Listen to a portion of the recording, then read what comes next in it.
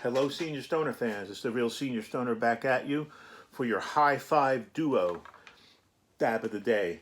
Happy Halloween to everyone, and congratulations to my son and my new daughter in law on their marriage yesterday. I made it. Hello, everyone. Trick or treat. Well, today's the 31st of October, and today's dab of the day topic is the thin line. That's right, the thin line that separates being able to do something from not being able to do something. Unfortunately, the thin line is drawn automatically when you reach your physical maximum or your mental maximum. How do you go past that line? How do you find a way to keep doing the things you really want to do? The things you need to do, even though there's a big line in the sand with teeth on it, sharp edges, saying if you go further, you're gonna hurt yourself. Well, you have certain criteria that you need to use to determine the value of what you want to do versus the pain and suffering you know you're going to encounter later on. Is it worth it? Is it worth it? The evaluation for many people is not an easy one. Some people may use what's called the Ben Franklin T-square to add up columns of positive and negatives to come up with a score and decide if it's worth doing. In many ways, that's good if you have a lot of time to plan and if you really have good metrics to give you the numbers. Other people do what's called swag. Scientific wild-ass guessing. That's right. And they do it in their minds really quickly. And you know what? Sometimes it doesn't end so well. Okay. Many people say the analytical approach slows things down. It's tedious. It's time-consuming.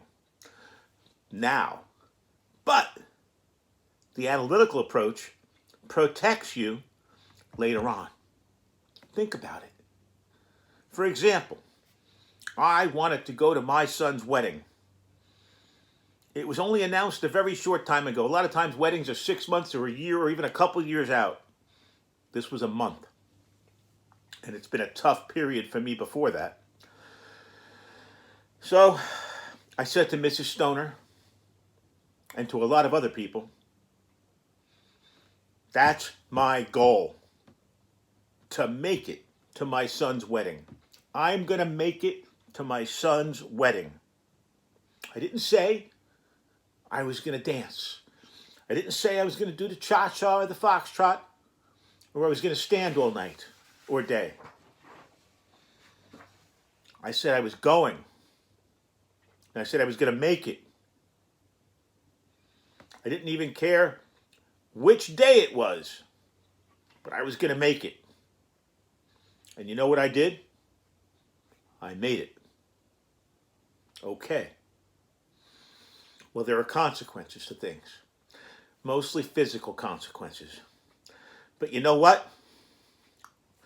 The emotional upbeat, the emotional uptick, the emotional result from something so special helps you, helps anyone overcome the physical consequences. So when you did the Ben Franklin T-square, when you do it in the future, you need to include the emotional boost that you're going to get from fulfilling something wonderful like that. You need to include it to make the weighing fair. Let's take something a lot simpler, less drastic, let's call it, than a wedding. But all the still special. What if you want to go out with a friend? You want to go to the park. You want to go to a dinner. Out. What if you just want to walk your dog? With us, with people like us, like me, every one of those moves, every one of them, even walking the dog, has a consequence. Like Isaac Newton, action yields reaction. So how do you score those things? How do you evaluate such things before you do too much? Remember, most of us live in swag, scientific wild ass guessing, let's go. How do you do it?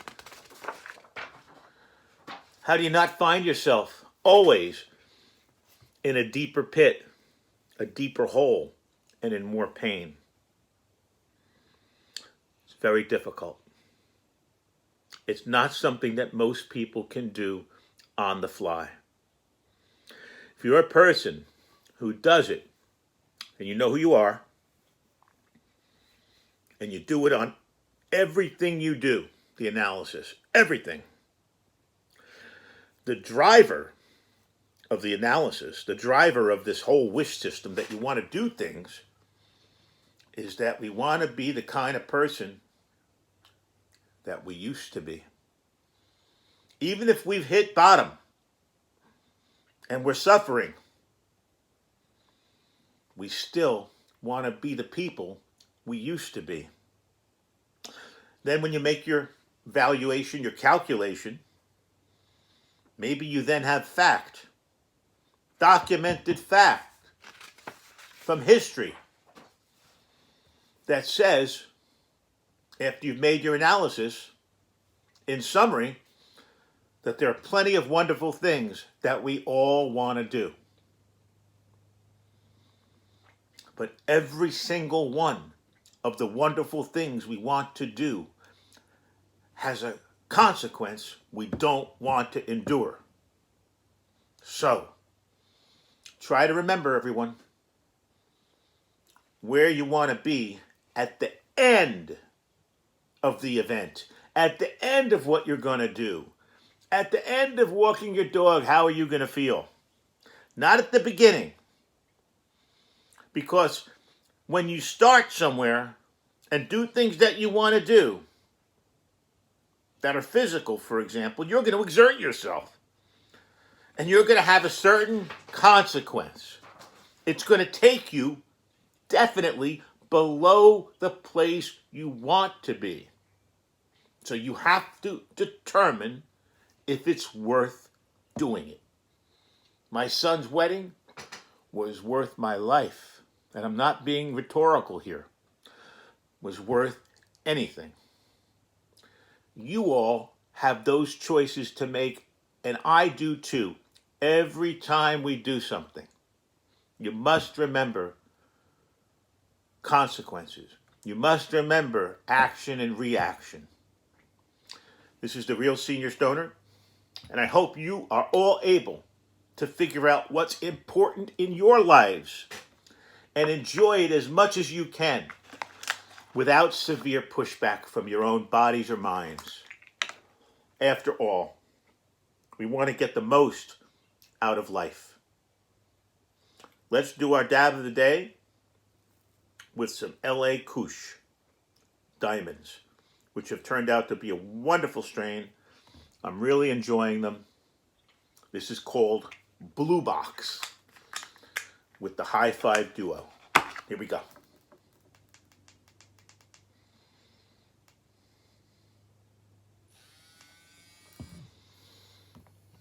All we're saying here, I make things somehow more complicated, but I try to give good information and insight. All we're saying here is that I'm 63, not 23 anymore. Many of you have to think the same way. We have to be realistic. So we protect ourselves from hurting ourselves, even doing the things we love. If you enjoyed this video, please subscribe. Thanks for watching. Please send me your comments. I reply to every one of them. Cheers, everybody, and have a great day.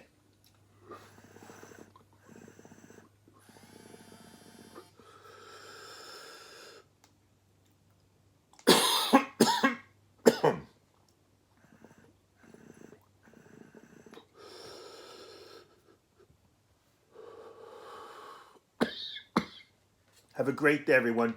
Cheers.